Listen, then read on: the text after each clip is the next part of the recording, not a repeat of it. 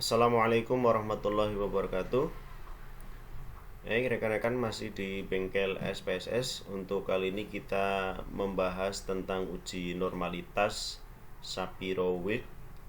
Ya, di sini bahwasanya konsep dasar uji normalitas yaitu bertujuan untuk mengetahui apakah data penelitian itu berdistribusi normal atau tidak.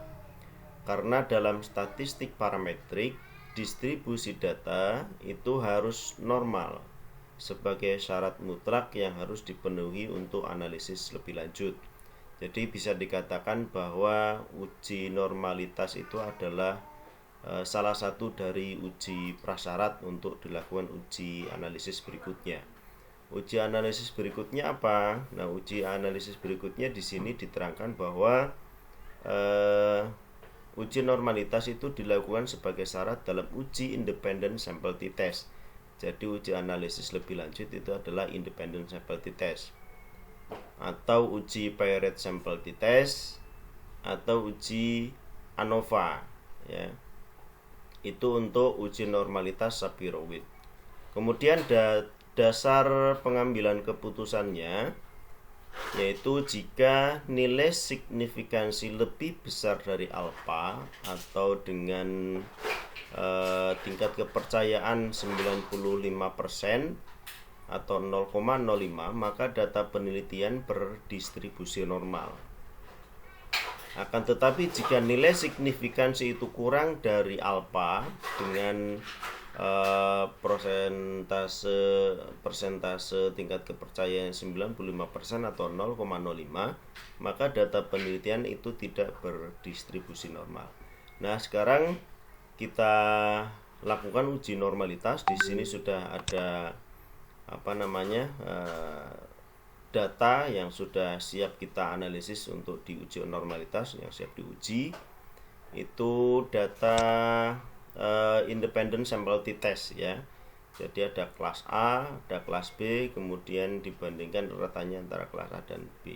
Nah, sebelum dilakukan independent sample t-test, itu kita lakukan terlebih dahulu uji normalitas. Untuk pembahasan mengenai independent sample t-test itu akan kita bahas di sesi berikutnya. Baik, untuk analisis atau uji normalitas itu kita klik analyze, kemudian descriptive statistik, kemudian pilih explore. Nah, yang kita uji normalitas itu adalah nilai ulangannya atau data dependent ya. Data dependentnya ini nilai ulangan harian kita masukkan di dependent list. Kemudian statistiknya confidence interval for me itu 95%. Jadi tadi ya tingkat kepercayaan 95% atau 0,05. Continue, kemudian plotnya di sini sudah tertera seperti ini. Nah, kita centang yang normality plot with test ya. Kita centang di sini, kemudian continue. Optionnya tidak perlu ada perubahan, bootstrapnya juga, kemudian langsung OK ya. Oke, maka pada kotak dialog atau pada tampilan output IBM SPSS Statistic Viewer itu muncul beberapa tabel ya. Ini saya kecilkan dulu.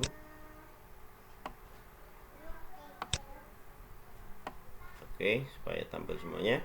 Ada case processing summary, itu ada casesnya ya. Nilai validnya itu n-nya 30. Jadi ini 100%. Kalau 100% berarti tidak ada missing ya, 0% ya, totalnya 30. Jadi tidak ada siswa yang nilainya kosong ya. Jadi punya nilai semua. Terus kemudian ada deskriptifnya ya, ada min dan seterusnya. Nah, kita fokusnya pada test of normality. Nah, pada tabel test of normality itu ada dua kolom mengenai ini, Kolmogorov Smirnov sama Shapiro-Wilk. Nah, kita fokusnya di Shapiro Week. Karena apa? Karena berdasarkan referensi itu ada yang menyampaikan atau menulis bahwa Shapiro Week itu digunakan itu untuk data yang di bawah 50. Kemudian kalau Kolmogorov-Smirnov itu datanya yang di atas 50. Nah, kita fokus di Shapiro Week ini. Di samping itu juga ada referensi yang menyatakan bahwa untuk tabel atau kolom Shapiro Week ini itu digunakan ini untuk uji independent sample t-test, paired sample t-test, dan ANOVA ya. Kemudian kalau Kolmogorov-Smirnov itu digunakan untuk uji model regresi ya. Jadi kita karena sekarang tadi contohnya itu adalah independent sample t-test, maka yang kita fokus itu di Shapiro Week. Oke, kita perhatikan pada nilai sig titik ini ya, atau nilai signifikansi. Nilainya ini adalah 0,494. Jadi meskipun di sini tidak ada angka 0 di depannya, ini maksudnya adalah 0,494. Nah, kita lihat dari dasar pengambilan keputusan. Jika nilai signifikansinya itu lebih besar dari alfa, atau kita ambil tingkat kepercayaan 95% atau 0,05, maka data penelitian berdistribusi normal. Nah, berarti data yang kita uji normalitasnya ini adalah berdistribusi normal. Nah, ketika nilai signifikansi Shapiro Week-nya ini di bawah 0,05, maka dikatakan bahwa datanya itu tidak berdistribusi normal. Ada yang berpendapat kalau misalkan tidak berdistribusi normal, rekan-rekan bisa menggunakan analisis yang non parametrik ya. Kemudian kita klik analyze non parametric test, legacy dialog, kemudian pilih independent samples. Ini untuk independent sample t-test. Seperti itu. Nah, karena data kita sudah normal, berarti selanjutnya bisa dilakukan uji independent sample t-test. Jadi datanya normal.